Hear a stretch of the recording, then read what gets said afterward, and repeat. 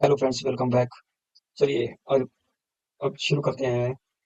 हम general ledger account maintenance यानी कि जनरल लेजर अकाउंट कैसे क्रिएट करना है। जैसे पहले भी बात हो गई थी कि FS00 ये है transaction code general ledger account create करने का। तो ये नेविगेशन ट्री है लेफ्ट साइड के ऊपर, और राइट साइड के ऊपर हमारा पूरा कंप्लीट डेटा जो जनरल लेजर अकाउंट में रहता। तो फिलहाल यहाँ पे डिफरेंट फंक्शंस अवेलेबल हैं। जैसे हम कंपनी कोड ज़्यादा क्यों 13 में ज़्यादा काम करते हैं, तो मैं इसको पहले एक्सेस कर लेता हूँ, यहाँ पे चेंज कर देता हूँ। कंपनी कोड फिलहाल चेंज नहीं हुआ, लेकिन जैसे आप किसी पर्टिकुलर अकाउंट के ऊपर क्लिक करोगे तो यहाँ पे ये चेंज हो जाएगा। तो देखिए, जो जनरल लेजर अकाउंट मेंटेनेंस है इसमें डिफरेंट एस्पेक्ट्स हैं। तो उनके बारे में बात करते हैं, क्योंकि डिफरेंट टाइप्स ऑफ अकाउंट्स हैं, क्योंकि डिफरेंट अकाउंट ग्रुप रहते हैं, तो डिफरेंट टाइप ऑफ अकाउंट्स हैं। तो जैसे आप पहले हम मेंटेनेंस की बात कर लेते हैं, फिर क्रिएशन की बात कर लेंगे। तो जैसे फॉर एग्जांपल, अगर मेरे को पर्टिकुलर किसी अकाउंट का को मेंटेन करना है, यानी कि मेंटेन मींस आपको उसमें कुछ चेंजेस करनी है, या आपको उसको अ, उसका डिस्क्रिप्शन चेंज करना है, या टेक्स्ट चेंज करना है। तो इन दैट केस आपके पास क्या ऑप्शंस है? देखिए, फॉर एग्जांपल मान लीजिए मेरा ये अकाउंट है गेन फ्रॉम एसेट से। दिस इज अकाउंट, इसे फिक्स एसेट अकाउंट है। तो ये नॉन ऑपरेटिंग एक्सपेंस इनकम में बन रखा है। तो एक तो इस कॉलम के बारे में जान लीजिए, ये क्या है। ये कॉलम तभी सिलेक्शन के लिए आपको बोलेगा एसएपी, जब आप यहाँ पे या तो आप नॉन ऑपरेटिंग एक्सपेंसेस और इनकम, या प्राइमरी कॉस्ट और रेवेन्यू, इन दो में से किसी की सिलेक्शन करोगे। तो आपको यहाँ पे मांगेगा कि P&L स्टेटमेंट अकाउंट टाइप क्या है। तो आपको ये जो अकाउंट यहाँ पे है, जैसे मैं फॉर एग्जाम्पल यहाँ पे देखता हूँ, तो ये 85,000 पेंशन प्रोविजन लिख रखा है, लेकिन this is not a pension provision account. This is basically retained earning account. इसकी जो सेटिंग जो बैक एंड पे कर रखी है IT पीपल्स ने, तो वो क्या है, ये रिटेन्ड अर्निंग अकाउंट है। तो for every type of P&L account हमें जो है यहाँ पे रिटेन्ड अर्निंग अकाउंट को सिलेक्शन करना होता है। तो एक तो ये बात। दूसरी बात, जब हम कंट्रोल डेटा पे अगर हम ये ग्रुप उठाते हैं, GL account type primary cost और रेवेन्यू, अगर ये अकाउंट हम सिलेक्शन करते हैं, तो इन दैट केस यहाँ पे एक फील्ड आएगा, जिसका मतलब है कि आपको उस फील्ड में सिलेक्शन करना होगा। जैसे फॉर एग्जांपल मैं दिखाता हूँ आपको, एक P&L अकाउंट का अकाउंट दिखाता हूँ। यहाँ पे अगर P&L में जाओगे, आप यहाँ पे स्क्रॉल डाउन करोगे, दिस इज द नंबर से फॉर एग्जांपल मैं यहाँ पे ये उठा लेता हूँ 476 से। तो यहाँ पे जो सिलेक्शन है प्राइमरी कॉस्ट और रेवेन्यू, GL अकाउंट का। तो यहाँ पे रिटेन अर्निंग तो डालना ही है, और इसके अलावा कंट्रोल डेटा में एक एक्स्ट्रा अकाउंट हमें फील्ड मेंटेन करना होता है। उसका मतलब है कॉस्ट कॉस्ट एलिमेंट कैटेगरी।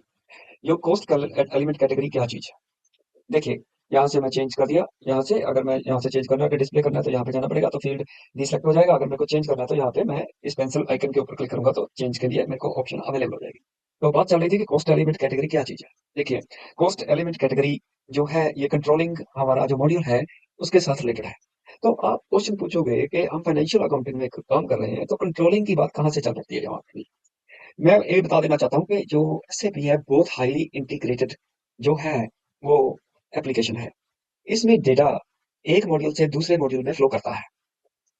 तो आगे जब हम अकाउंट्स पेएबल या अकाउंट्स रिसीवेबल का मॉड्यूल कवर सब मॉड्यूल कवर करेंगे, तब आप देखोगे कि MM और SD दो अलग से मॉड्यूल हैं, उनसे डाटा फाइनेंशियल अकाउंटिंग में फ्लो करेगा। तो देखेंगे आने वाली वीडियोस में वो, क्योंकि it is too early to talk about those things now. तो इसलिए यहाँ पे कॉस्ट एलिमेंट कैटेगरी के बारे में यहाँ पे हमें फील्ड ये इस फील्ड में फिल करनी होती है इंफॉर्मेशन। तो कॉस्ट एलिमेंट क्या है? कॉस्ट एलिमेंट क्या है कि जो हमारे P&L अकाउंट में जितने भी GL अकाउंट हैं, उनके इक्विवेलेंट एक नया अकाउंट क्रिएट हो जाता है कंट्रोलिंग मॉड्यूल में। अगर यहाँ पे GL अकाउंट 476 है, तो कंट्रोलिंग मॉड्यूल में कॉस्ट एलिमेंट 476,000 हो जाएगा। अगर हमारे यहाँ पे मान लीजिए 477 है, तो कंट्रोलिंग मॉड्यूल पे जब हम ये इस फील्ड को सिलेक्शन करेंगे, तो वहां पे कॉस्ट एलिमेंट क्रिएट हो जाएगा कंट्रोलिंग में 477,000। तो ऐसा है। तो ये इक्विलेंट इक्विलेंट हमारा वहां पे अकाउंट क्रिएट होता है, इक्विलेंट टू GL अकाउंट। तो वो कंट्रोलिंग में प्रोसेसिंग करने के लिए और रिपोर्टिंग करने के लिए वहां पे एक कॉस्ट एलिमेंट क्रिएट होगा, that will be equivalent to GL account. तो यहाँ पे हमें क्या सिलेक्शन करनी है? जब भी कोई एक्सपेंस अकाउंट होगा, जैसे office supplies is our expense account, तो यानी कि जो भी हमारा प्राइमरी कॉस्ट और रेवेन्यू का अकाउंट होगा, तो यहाँ पे हमें सिलेक्शन करनी है इस कॉस्ट एलिमेंट कैटेगरी में one. This is one. One means 01 primary cost और कॉस्ट प्रोड्यूसिंग रेवेन्यूज। बाकी के जो अब है डिफरेंट ये कैटेगरीज, इनके बारे में मैं आगे जाके बात करूंगा, लेकिन फिलहाल यहाँ प्राइमरी कॉस्ट और कॉस्ट ऑफ रिड्यूसिंग रेवेन्यू, इस जब जैसे हम इसको सिलेक्शन करेंगे और सेव करेंगे तो इक्विवेलेंट हमारा वहां पे कॉस्ट एलिमेंट क्रिएट हो जाएगा कंट्रोलिंग में। तो अगर हम, पहली बात तो ये कि ये एक मैंडेटरी फील्ड है, यहाँ पे इसमें जब तक आप इंफॉर्मेशन नहीं डालोगे तो आपको ये कुछ भी चेंज नहीं करने देगा, इसको अकाउंट को मेंटेन नहीं करने देगा। सेकेंडरी, आप अगर यहाँ पे इंफॉर्मेशन अगर नहीं डालते हो तो आप फाइनेंशियल अकाउंटिंग में भी इस अकाउंट को यूज नहीं कर पाओगे। जैसे ही आप कहीं पे इस ट्रांजैक्शन प्रोसेसिंग के दौरान 476 अकाउंट को उठाओगे और उसमें डेटा एंटर करने की कोशिश करोगे तो वहां पे एरर आ जाएगा कि cost element category is not maintained. तो इसलिए ये क्योंकि मैंडेटरी फील्ड है तो इसमें हमें कोस्ट एलिमेंट कैटेगरी को डालना ही पड़ेगा।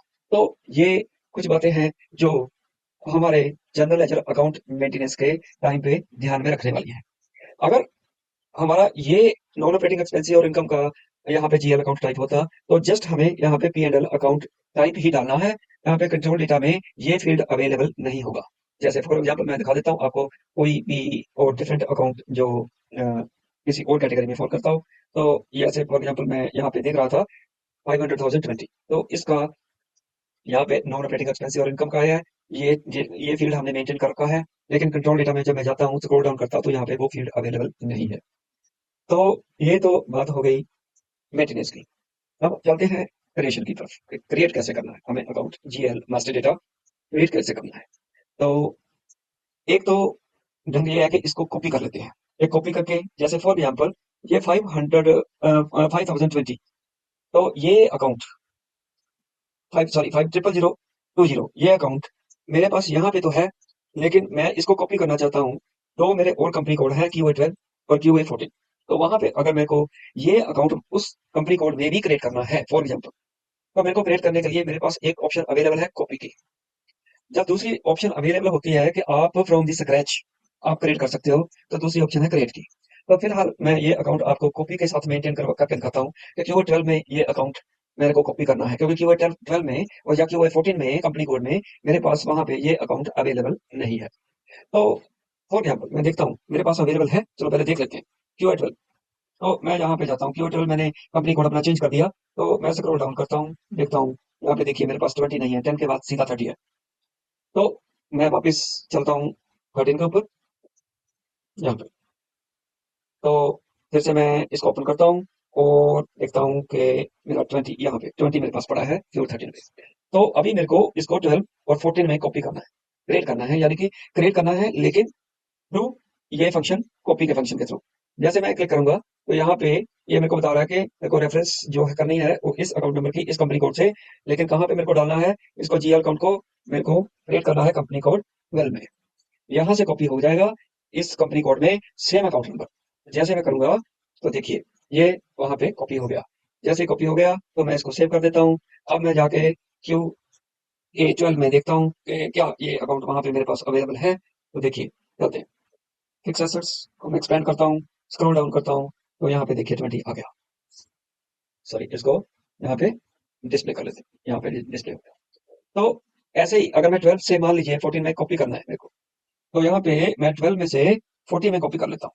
QA14 मेरा कंपनी कोड, एक और कंपनी कोड है, तो ये न्यूजीलैंड का कंपनी कोड है, तो उसमें मैं कॉपी कर लेता हूँ।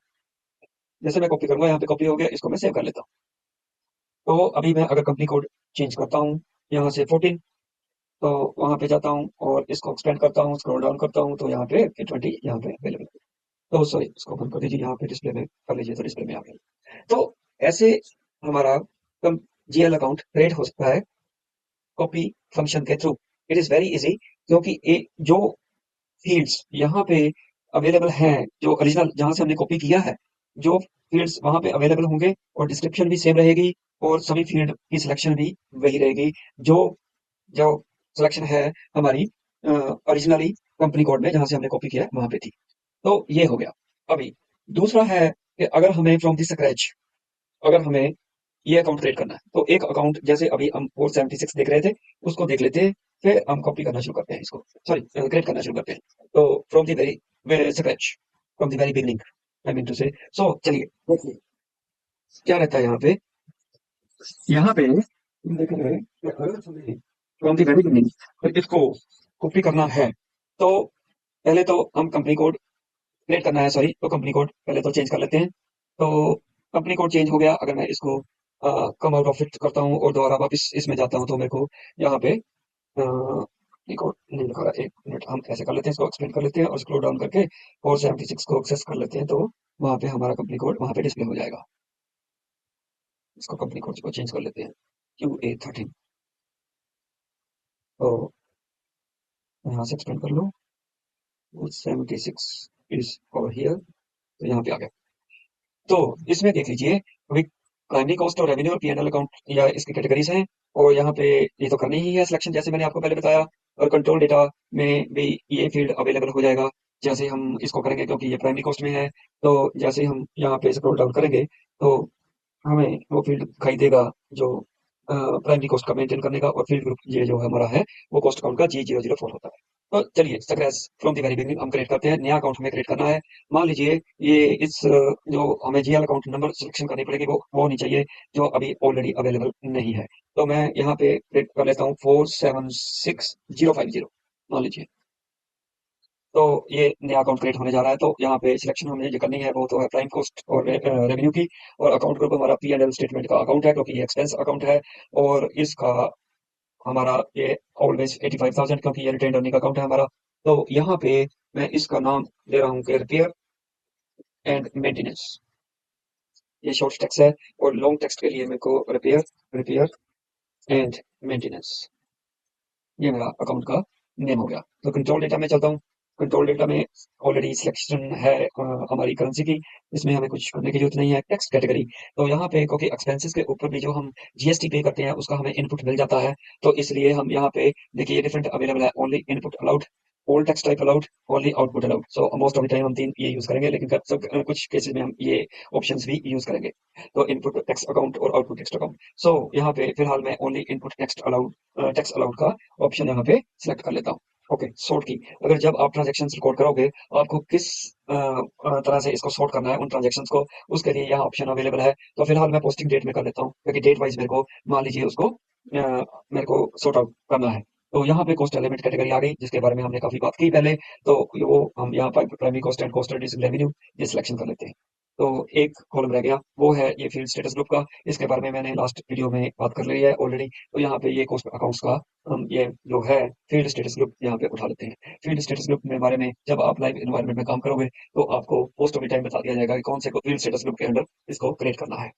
सो ये हमारा सभी फील्ड में जो हमें डेटा एंट्री करनी थी वो हो गई। तो इसको करने के बाद आप यहाँ से चेक कर सकते हो कि क्या जो डेटा एंट्री है वो ठीक है। अगर वो ठीक है तो यहाँ पे मैसेज आएगा the data contains no errors. तो अगर कोई एरर नहीं है, अगर एरर होगा तो यहाँ पे इन्फॉर्मेशन आ जाएगी कि ये गलती है आपके इसमें अकाउंट मेंटेनेंस में, अकाउंट क्रिएशन में। तो आप वो रेक्टिफाई कर लीजिए सेव करने से पहले, अदरवाइज सिस्टम आपको सेव नहीं करने देगा। तो इस केस में कोई एरर नहीं है तो हमें ये सिस्टम सेव करने देगा, तो हम यहाँ पे सेव कर लेते हैं। तो हमारा ये अकाउंट मेंटेनेंस का ये देखिए 476050, ये हमारा अकाउंट क्रिएट हो गया। सो ये है हमारा GL अकाउंट क्रिएशन। और हमारा GL अकाउंट को कैसे हमने मेंटेन करना है, तो ऐसे हम देखेंगे आगे। एक अकाउंट का तो वीडियो बहुत बड़ी हो रही है, तो मैं इसको यहाँ पे अभी फिनिश करूंगा। तो एक अकाउंट की कल मैं आपको शॉर्ट टेक्स्ट और लॉन्ग टेक्स्ट भी चेंज करके दिखाऊंगा कि कैसे हमें चेंज करना होता है वो टेक्स्ट। तो और that's all for the day, thanks very much.